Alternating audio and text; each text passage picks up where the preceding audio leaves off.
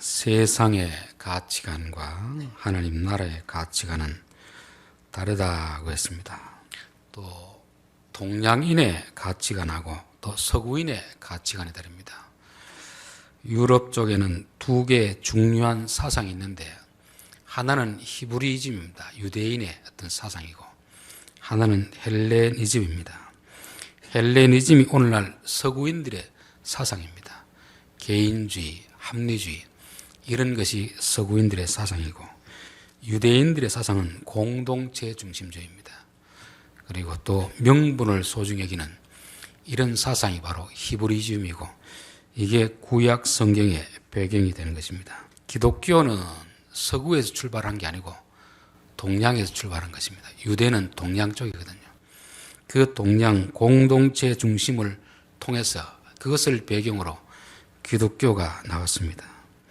그런데 우리나라는 이 복음이 유럽을 거쳐서 미국을 통해 우리나라에 들어오다 보니까 기독교인데 개인주의가 아주 심한 그런 모습이 있습니다. 특별히 보수교단인데 보수교단 같으면 우리나라의 좋은 전통을 물려받아야 되는데 그 사상보다는 오히려 서구인들이 가져온 기독교 거기서도 개인주의화된 기독교 사상이 보수주의 교회에 만연해 있는 것입니다. 참 아이러니컬한 그런 거죠. 그러다 보니까 개교회주의가 만연하고 있지 않습니까? 지금 이 마게도냐 교회는 유럽 쪽입니다. 유럽 쪽. 그런데 기독교 복음이 들어가니까 예루살렘 같으면 자기들하고도 나라도 다르고 언어도 다르고 모든 게 다른데 그곳에 가난하다는 소리를 듣고 같은 형제니까 도와야 되지 않겠나. 그렇게 자발적으로 연보한 이런 것이 바로 서구인에게도 기독교 복음이 들어가니까 개인주의에서 공동체주의로 바뀌더라 하는 것입니다. 저는 오늘날 교회가 개인 구원을 강조하는 건 좋은데 개인 구원으로서만 머물러 있으면 안 됩니다. 그렇게 해서는 하나님 나라가 이루어질 수 없는 것이죠. 그래서 교회 안에 항상 우리가 써야 될 단어가 함께, 서로, 우리 이런 단어를 많이 써야 됩니다. 왜냐하면 우리가 믿는 하나님이 우리로 계시는 분 아닙니까? 함께 계시는 분 아닙니까? 아버지와 아들과 성령님이 함께 우리로 계시기 때문에 그 하나님을 믿는 기독교인들이 개인주의 된다는 것은 이게 신앙과는 배치되는 그런 것입니다. 알라 신이라든지 신만 생기는 사람 같으면 지극히 독재자가 되고 개인주의가 되지만 정상적인 기독교 신을 믿는 사람들은 공동체 중심이 되어야 한다는 것을 마게도냐 교회를 통해서도 보여주는 것입니다. 그래서 한 지역에서도 한 교회만 잘 되는 것은 이게 그렇게 썩 바람직하지 않습니다. 그 지역에 있는 모든 교회가 연합해서 함께 잘 돼야 되지. 도시 교회들마다 큰 교회는 뭐 버스 대절하고 좋은 시설을 자꾸만 확장시키다 보니까 작은 교회들이 점점 줄어가는 것이고 같은 예수님을 믿는데 서로가 서로에게 상처를 주는 그런 일이 많이 있습니다.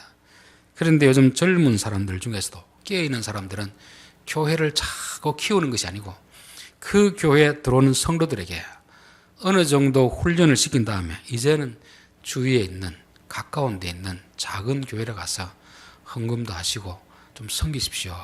이런 분들이 하나 둘씩 늘어나는 걸 보면서 한국 교회도 그래도 희망이 있구나. 옛날에는 자꾸 한 교회를 키워가지고 자기 교회가 그래도 어느 지역에서는 제일 크다 이런 자랑을 했던 그런 적이 많이 있었는데 지금은 이제 그렇지 않는 한 교회만 키우는 것이 아니고 주위에 있는 교회들이 같이 함께 공생할 수 있는 그런 교회를 만들어가는 걸 보면서 그래도 한국 교회는 희망이 있다 그런 생각이 드는 것입니다. 자, 오늘 8장 11절을 보겠습니다. 이제는 하던 일을 성취할지니 마음에 원하는 것 같이 완성하되 있는 대로 하라 그렇게 되었습니다. 지금 고린도 교회도 도울 생각이 있었습니다. 그런데 머뭇거리고 있었던 것이죠.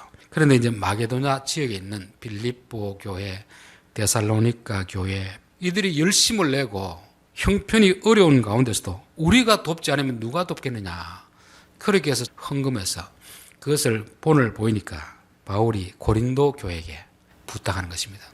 너희들도 하려는 마음이 있다는 건 다 아는데 지금 하지 나중에 하려고 하지 마라. 그렇게 말씀하는 것입니다. 저는 우리의 타락한 본성이라는 것은 선을 행할 그런 것이 없습니다. 우리가 선한 생각이 있다는 것은 하나님이 주는 생각이죠. 근데 그 선한 생각도 시간이 지나면 점점 사라지게 되는 것입니다.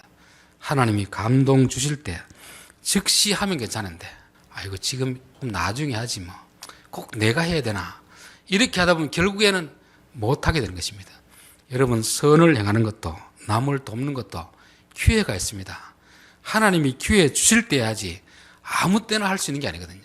그래서 하나님이 우리에게 그런 기회를 주시면 지금 하라. 지금 시간이 지나면 기회는 놓치게 된다는 것을 말씀하는 것입니다. 로마서 12장 11절에 보면 부지런하여 게으르지 말고 열심을 품고 주를 섬기라. 그냥 열심히 주를 섬기라고 하면 될 텐데 부지런하여 게으르지 말고, 이 말은 미루지 말고 좀 속도를 내어가지고 스피드를 내어가지고 마음에 감동이 왔으면 즉시로 그 일 하라는 것입니다. 그리고 열심을 품고 하라는 것은 좀 마음의 가슴이 뜨거울 때, 마음의 가슴이 식어지면 못한다는 거잖아요. 여러분, 예전에 경운기 시동 걸 때 어떻게 합니까? 이 돌면은 천천히 돌리면 시동이 걸립니까? 안 걸립니까? 천천히 돌려가는 하루 종일 돌려도 시동이 안 걸립니다. 조금 속도를 내가 빨리 해야 시동이 걸리거든요. 저는 하나님의 일도 하나님이 감동을 주면 즉시로 하면 쉬운데 시간이 갈수록 점점 어려워지는 것을 보게 됩니다. 우리가 좋은 일 하는 것도 하나님이 감동 주시면 즉시로 해야지 미루면 되지 않습니다. 여기서 보면은 지금 일을 성취하라 하는 거잖아요. 마음에 원하는 것 같이 완성하되 있는 대로 하라. 우리가 이제 하나님이 우리의 감동을 주시면 미루는 이유는 여러 가지 있겠지만 한 두 가지 정도 있지 않겠나. 하나는 내 말고도 다른 사람들이 있을 텐데, 즉 하기 싫으면 자꾸 미루는 경우가 있습니다. 이게 부정적인 경우입니다. 또 한편에서는 긍정적인 마음으로 이왕 할 거 조금 더 돈을 모아서 조금 더 많이 하면 좋지 않겠나, 그런 마음으로 미루는 사람이 있습니다. 물론 이 마음으로 미루는 것은 잘하는 것입니다. 그런데 성경은 그렇게 하지 말고 할 마음이 있으면 지금 있는 그것만 가지고 해도 충분하다. 하나님이 우리에게 감동을 주는 것은 돈을 많이 헌금하라 구제하라는 게 아닙니다. 하나님이 지금 그 주신 말씀에 대해서 순종하는 걸 물어보는 거지, 하나님이 돈이 없어서 우리에게 지금 없으면 나중에라도 많이 하라, 그런 식으로 우리에게 요구하지는 않거든요. 지금 더 감동을 주시면 내게 있는 것 중에서 비록 적더라도 그것을 하면 하나님이 순종하는 것으로 보고 기뻐하시는 것입니다. 저는 마가복음 보면은 참 재미있는 표현이 있는데 12장 41절 예수께서 연보게를 대하여 앉으사 무리의 연보게에 돈 넣는 것을 보실세. 예수님 꼭 헌금함 앞에 딱 앉아 지켜보고 있는 것입니다. 누가 얼마 하는가. 그러니까 부자들은 우리로 말하면 뭐 만 원짜리, 5만 원짜리 넣으면서 막 보이도록 흔들면서 넣는 거죠. 저희 이렇게 합니다. 근데 과부는 그런 돈이 없습니다. 우리로 말하면 1,000원짜리도 없고 주머니 보니까 막 10원짜리 몇 개 있습니다. 이런 같으면 예수님 보고 있으면 그 앞에 넣을 수 있겠습니까? 없겠습니까? 창피해서 못 넣겠죠. 적어도 5만 원짜리 같으면 자랑스럽게 넣을 수 있는데, 그럼에도 불구하고 그 과부는 그 돈을 넣습니다. 부끄러워하지 않는 거죠. 많고 적고가 중요한 게 아니고 내가 지금 헌금하고 싶은데 내게 있는 돈이 이게 전부니까 그 돈을 넣는 것을 예수님이 보고 계신 것입니다. 우리 같으면 없으면 그 정도 같으면 창피해서도 못할 텐데 이 과부는 부끄러워하지 않고 하는 것입니다. 왜냐하면 그것이 자격이 있는 전부이기 때문에 하는 것입니다. 그때 예수님이 여기에 있는 사람들 중에서 이 여자가 가장 많이 헌금했다, 그렇게 예수님이 평가했잖아요. 세상은 헌금함에 넣는 액수를 보고 평가하지만 예수님은 그 사람의 믿음을 보고 평가하는 것입니다. 그래서 저는 작정 헌금이다, 일천번제 헌금이다, 거기에 대해서는 대단히 부정적인 생각을 가지고 있습니다. 물론 하는 데 대해서 비판할 필요는 없습니다. 각자 믿음을 하니까. 그런데 저는 헌금이라는 것은 하나님이 내게 주신 것을 가지고 있는 것을 가지고 하면 되지, 없는 것을 나중에 많이 주면 하겠다, 이거는 하나님이 그렇게 기뻐하지 않는 것 같아요. 일천 문제 1000번을 드리는 것보다도 지금 내게 적더라도 과부의 두레분 같으면 아주 작은 단위, 최소의 단위 돈 아닙니까? 그래도 그것을 기쁨으로 드리면 하나님이 기뻐하는 거지 꼭 많이 드려야 하나님이 좋아하겠냐, 그런 것을 성경은 말씀하는 것입니다. 자, 13절, 이는 다른 사람들은 평안하게 하고 너희는 곤고하게 하려는 것이 아니요 균등하게 하려는 함이니. 연보하는, 헌금하는 정신이 뭐냐면은 균등하게 하기 위함이다, 그렇게 말씀합니다. 우리가 이제 땅에 뭘 심기 전에 땅이 울퉁불퉁하면 어떻게 합니까? 로타리를 쳐서 쫙 고르게 하잖아요. 요게 균등하게 하는 것이라는 것입니다. 이사야 40장 4절에 보면은 골짜기마다 도두어지며 산마다 언덕마다 낮아지며 고르지 아니하는 곳이 평탄하게 되어 험한 곳이 평지가 될 것이요. 요게 이제 메시아가 오면 어떤 세상이 될 것인가 말해주는 것입니다. 이 세상은 골짜기도 있고 산도 있고 온통 울퉁불퉁 사람이 제대로 살 수 없는, 농사를 지을 수 없는 그런 곳과 같은데, 메시아가 오면 푹 꺼진 골짜기는 흙을 메워서 넣고 높은 산은 깎아서 평지로 만드는 것입니다. 우리가 사는 세상은 공평하지 않습니다. 처음에는 공평하게 주더라도 사람의 실력 차이가 있기 때문에 어떤 사람은 부자가 있고 어떤 사람은 가난하게 되는 거잖아요. 그러니까 이런 부자와 가난한 사이가 존재하는 것은 어느 때나 있었습니다. 없는 때가 없었습니다. 항상 이런 것이 있는 거죠. 자본주의 세상이 되면서부터 이게 점점 극심해져 가는 것입니다. 그러니까 어떤 사람은 아파트가 2000채가 있답니다. 2000채. 한 채도 없는 사람이 수두룩한데 한 사람이 2000채를 가지고 있으니까 부가 얼마나 이렇게 불균형적으로 되어집니까? 그런 것을 이제 하나님 나라가 세워지면 평탄케 한다는 것입니다. 그 사건이 바로 사도행전 2장의 사건이었습니다. 성령이 충만하니까 부자들이 자기 땅을 교회 앞에 내어놓으니까 교회가 그것을 가난한 자들에게 나누어 주니까 핍절한 자들이 없어졌더라. 세상은 서로 힘과 재능이 다 다르기 때문에 똑같이 출발해도 차이가 날 수밖에 없습니다. 그런데 이제 요즘은 자기 소유가 인정되니까 부자 집 아버지를 둔 사람은 가난한 집 아들보다도 훨씬 더 앞서서 출발하거든요. 그런데 요즘은 이제 부자들은 일하지 않고도 돈이 돈을 버는 그런 시대가 되었습니다.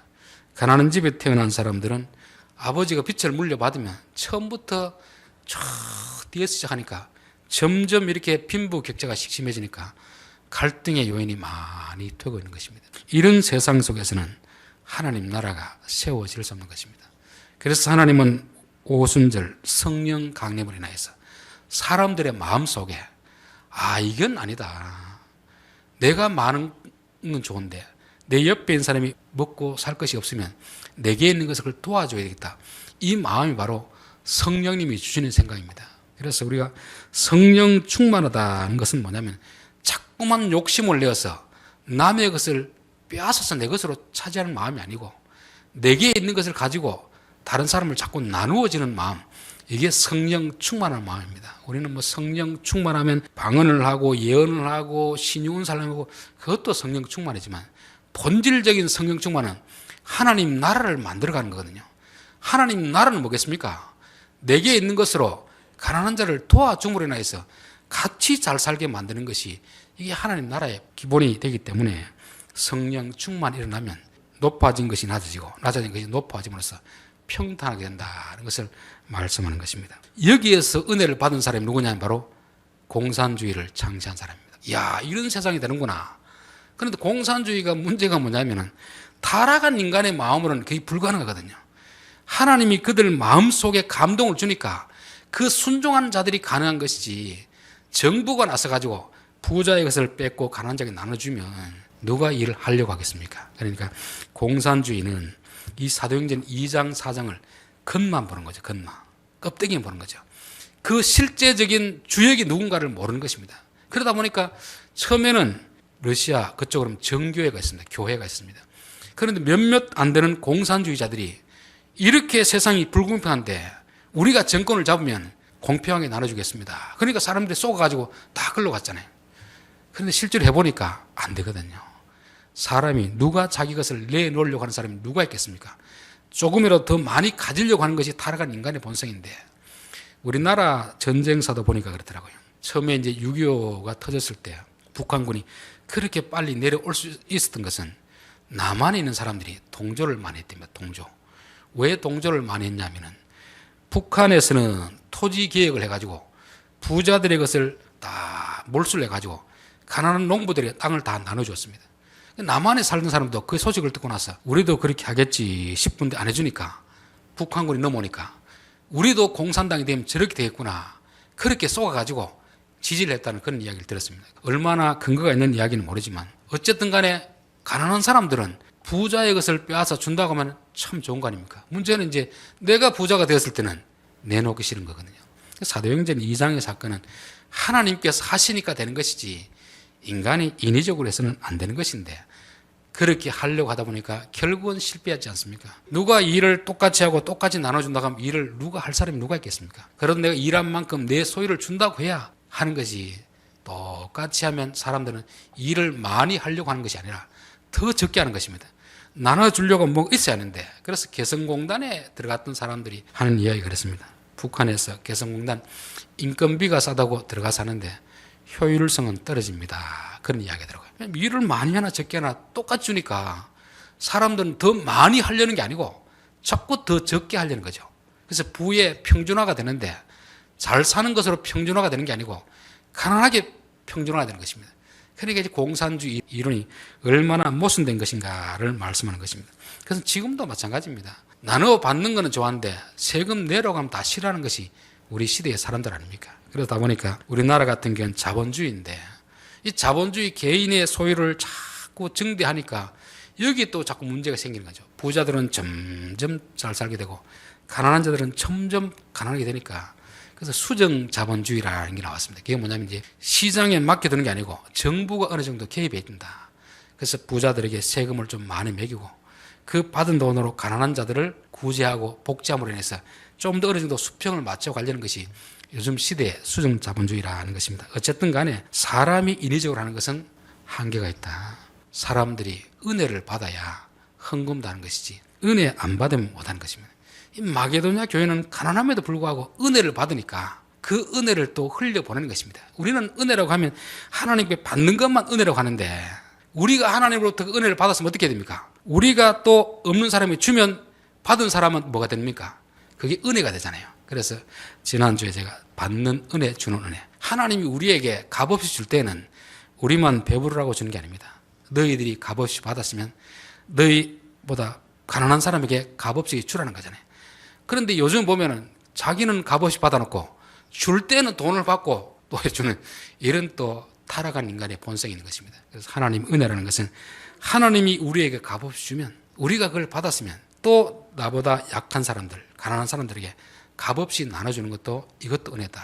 그래서 우리는 하나님 앞에 감사하고 우리가 베푼 것으로 인해서 가난한 사람 우리에게 감사하는 이런 사이클이 돌아가는 것이 이게 하나님 나라의 법칙인 거죠. 아브라함을 불러서 내가 너에게 복을 줄 테니까 너는 복의 근원이 되라. 복의 저수지가 되어라. 그리하여서 많은 사람들이 그 저수지에 가서 그 은혜를 값없이 품마시도록 하라. 이게 아브라함을 부르신 목적입니다. 그게 하나님 나라를 세우겠다는 거죠. 그래서 우리는 신앙이 좋을수록 이 마음이 있어야 됩니다. 가난할 때는 이것 주십시오. 저것 주십시오. 자꾸 다오 거물에와 같은 그런 기도를 하지만 이제는 너희들 그런 기도를 하지 말고 하나님 내게 있는 것으로 누구를 도우면 되겠습니까? 자꾸 흘려보내는 이런 것을 해야 된다는 것을 말씀하고 있습니다. 자, 14절 이제 너희의 넉넉한 것으로 그들의 부족한 것을 보충함은 후에 그들의 넉넉한 것으로 너희의 부족한 것을 보충하여 균등하게 하려 함이라. 우리는 내가 넉넉한 걸 가지고 남에게 주면 손해본다고 생각하는데 이 손해보는 게 아닙니다. 내가 넉넉한 것으로 남에게 주면 또 내 부족한 것을 그들의 넉넉한 것으로 우리를 또 받게 되는 거거든요. 이게 서로 돕고 돕는 그런 관계가 되는 것입니다. 그래서 우리에게는 남들보다 내게 넉넉한 것이 있다면 세상 사람은 어떻게 하겠습니까? 남들보다 내가 힘이 더 세면 그 힘을 가지고 남을 착취하려고 합니다. 무시하려고 합니다. 그러나 너희가 남들보다 넉넉한 것이 있다면 그것으로 하여금 남들의 부족한 것을 채워주라, 도와주라는 거든요. 그래서 우리에게 있는 넉넉함이라는 것은 교만하게 만드는 도구가 되면 그것은 화가 됩니다.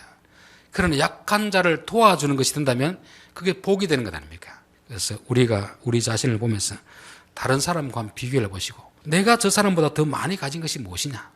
그러면 가지지 못한 사람을 무시하는 것이 아니라 내게 있는 걸 가지고 그들에게 채워주는 것입니다. 그러면 내게도 부족함이 있거든요. 그러면 그들에게 능력한 걸 가지고 우리로 하여금 채움을 받기 때문에 서로가 돕고 돕는 관계가 된다는 것을 말씀합니다. 저는 성경에서 에서와 야곱이 바로 그런 관계인데 그 관계를 제대로 시행하지는 못했습니다. 창세기 25장 27절을 보면 그 아들들이 장성하매 에서는 익숙한 사냥꾼이었으므로 들을 사람이 되고 야곱은 조용한 사람이었으므로 장막에 거주하니. 쌍둥이인데 완전히 성격이 반대입니다. 에서는 오늘날 말하면 좀 활동적인 성격입니다. 바깥에 나서 막 사냥하고 이런 것이죠. 오늘날 말하면 활동적이고 밖에 나가서 돈도 잘 버는 그런 사람이었습니다. 그러나 야곱은 조용한 사람이라는 것은 히브리로 톰이라는 말은 좀 신앙적 믿음이 좋은 사람, 그리고 장막에 있었다는 것은 부모 밑에서 하나님의 말씀을 배우는 그런 사람이었습니다. 사람도 보면 이제 성격 따라 좀 똑같은 형제라도 다릅니다. 어떤 형제는 힘이 세가지고 밖으로 다니면서 운동도 하고 열심히 일하는 그런 형제가 있고, 어떤 형제는 조용하게 집에 있으면서 공부하는 그런 형제가 있습니다. 둘 다가 장단점이 다 있거든요. 밖으로 나가는 사람은 활동적인 일은 잘하는데 조용하게 성경책 읽고 기도하는 일은 잘 못합니다. 또 안에서 조용하게 기도하고 성경을 보는 사람들은 활동적인 일을 잘 못하게 되어 있습니다. 그러면 하나님이 이 쌍둥이가 배웠을 때 뭐라고 하냐면 큰 자가 작은 자를 섬기리라, 강자가 약자를 섬기리라 하거든요. 그러면 에서는 밖으로 나가서 활동적이고 힘이 있고 사냥을 잘하니까 오늘날 말하면 돈을 잘 버는 자입니까? 그러면 집안에 있는 동생을 위해 가지고 물질로 도와주면 되는 것입니다. 그러면 에서의 약점은 뭐겠습니까? 신앙적인 면에서는 약한 것이죠. 그러면 비록 동생이지만 신앙적인 부분에서는 동생이 강자입니다. 그럼 동생부터 도움을 받았으면 둘 다 구원의 백성이 됐을 텐데 불행하게도 그렇게 하지 못한 것이죠. 형제는 바로 이런 관계로 있거든요. 내가 넉넉할 때 남을 도와주면 후에 내가 부족할 때 도움을 받는 것이 이게 성경의 원리라는 것을 말씀하고 있습니다. 15절 기록된 것 같이 많이 거둔 자도 남지 아니하였고 적게 거둔 자도 모자라지 아니하였느니라. 이게 출애굽기 보면 만나를 매일 내려주면서 하나님 너희들이 먹을 만큼만 거두라 했습니다. 근데 사람이 어디 그렇습니까? 여러분 길거리 10,000원짜리 뿌려놓고 필요한 만큼만 가져가라 하면은 필요한 만큼 가져갈 사람이 누가 있겠습니까? 필요 이상으로 막 가져가는 거죠. 그러다 보면 하나님은 정량을 딱 주는데 전체가 만약에 100명 같으면 10,000원짜리를 100개를 딱 두는데 일찍 온 사람이 뭐 자기들이 식구대로 5명 같으면 5만 원 가져가면 되는데 이 사람들이 10만 원을 가져가는 것입니다. 그럼 나중에 온 사람은 어떻게 하죠? 5만 원이 없으니까 왔다 그냥 돌아가게 되는 것입니다. 하나님 얼마나 성질이 나겠습니까? 아무리 공짜로도 그렇지 필요한 만큼 가져가야지. 너희가 필요 이상 가져가면 가져가지 못한 사람은 굶어야 될 것이 아니냐. 그래가지고 하나님이 필요 이상 가져온 것은 다 썩어가지고 못 먹도록 만들었습니다. 그러니까 가서 욕심으로는 많이 가져왔는데 가만히 생각해 보니까 이거 내일 되면 못 쓰게 되는 거잖아요. 그러니까 누가 안 가져왔나 보니까 옆집에 철수집에 안 가져온 거 같으니까 그걸 갖다 주는 것입니다. 그러니까 많이 거둔 자도 남음이 없고 적게 거둔 자도 부족함이 없는 이런 시스템을 하나님이 광야에서 만나를 통해서 훈련하는 것입니다. 저는 우리들이 이 땅에 있으면서 이걸 훈련해야 됩니다. 내가 많이 가질 수도 있고 적게 가질 수도 있습니다. 그러나 내가 많이 가졌다면 필요 이상으로 가졌다면 하나님 왜 이렇게 많이 주십니까? 누구에게 줘야 될 돈입니까? 생각해보고 주위에 보고 필요한 사람들에게 주물이나 해서 많이 가졌지만 남이 먹고 옆에 있는 사람은 적게 가졌지만 그 옆에 있는 좋은 이웃을 만났기 때문에 부족하지 않다는 것입니다. 저는 사촌이 땅을 사면 배가 아프다는 말은 전형적인 세상 사람들의 말입니다. 교회 다니는 사람들은 사촌이 땅을 사면 함께 기뻐하고 즐거워야 됩니다. 왜냐하면 교회 다니는 사촌은 내가 땅을 샀다고 해서 땅이 없는 형제들을 무시하지 않거든요. 오히려 땅을 많이 사가지고 거기서는 쌀 한 가마니씩 가난한 동생들에게 주고 이러면 동생들이 왜 시기를 하겠습니까? 안 주니까 시기하는 거잖아요. 그러니까 사촌이 땅을 사면 배가 아파한다는 것은 불신자들에게 해당되는 말이고 예수 믿는 사람이 땅을 샀을 때 안 믿는 사람들도 우리 형님들이 잘 살아야 되는 것은 축하할 일이다. 그렇게 되는 것입니다. 그렇게 되기 위해서는 넉넉한 자도 많이 거둔 자도 남음이 없고 적게 거둔 자도 부족함이 없느니라. 이게 하나님 나라가 이루어지는 것을 말씀하고 있습니다. 결론입니다. 하나님은 헌금이나 읍붙인 일을 할 때 나중에 하기를 원치 않습니다. 더 많이 하려고도 할 필요 없습니다. 지금 하나님이 내게 감동을 주시면 있는 대로 하면 됩니다. 있는 대로. 아이고 이렇게 해서 창피하게 더 많이 해야지. 있어서 많이 있으면 많이 건 좋은데 없는데 많이 하려고 미루는 것보다는 현재 있는 걸 가지고 하는 것을 하나님이 원하시는 것입니다. 헌금하는 것은 균등하게 하는 것이다. 균등. 이 땅에 하나님 나라를 세워가는 것입니다. 예수님이 주기도문에 뭐라고 했습니까? 나라가 이 땅에 임하게 하옵시며 나라가 이 땅에 임하게 하옵시며. 그 기도를 하는 사람은 무슨 기도를 해야 되겠습니까? 내 주위에 가난한 자가 있는가 살펴보고 그들을 보고 내가 도와줄 마음이 있어야 믿음이 있는 것이지. 야고보서 보면 그렇게 나오잖아요. 형제가 헐벗고 굶주리고 있는데 평안하다 평안하라 말만 하면 그게 너희들이 믿음이 있는 거냐? 그 믿음은 죽은 믿음이라는 거잖아요. 진짜 하나님 나라가 세워지기를 진심으로 기도했다면 그 기도만 하는 게 아니고 그 뒤에 기도해야 됩니다. 하나님 내게 이렇게 넉넉함이 있는데 부족한 자를 포기하옵소서. 그러면 제가 나누겠습니다. 이 기도를 해야 하나님 나라가 임하옵시며 이 기도가 이루어지게 되는 것입니다. 그래서 우리에게 넉넉한 것은 교만하게 하라고 넉넉한 것이 아닙니다. 창고를 더 지어서 쌓아두라고 넉넉히 준 것이 아닙니다. 부족한 자에게 주라고 한 것이고 또 우리 또한 일방적으로 주는 것이 아니고 그들에게 넉넉한 것이 있습니다. 똑같이 돈을 주고 돈을 받는 건 아니고 내가 돈이 좀 넉넉하면 돈이 부족한 자에게 주어서 도와주는 것이고 내게 영적인 믿음이 부족하면 또 가난하지만 믿음이 부유한 사람이 있으면 그를 통해서 같이 이렇게 서로 공생관계 가는 것이 이게 하나님 나라가 되는 것입니다. 그러므로 인하여서 많이 거둔 자도 남음지 않고 적게 거둔 자도 모자라지 아니하리라. 이게 광야교회 모토였습니다. 저는 오늘 이 시대에도 교회들이 큰 교회라고 해서 남지 않고 작은 교회라고 모자라지 않도록 성령이 교통하는 이런 교회가 되기를 간절히 바라는 마음이 있어야 될 줄 믿습니다. 기도하겠습니다.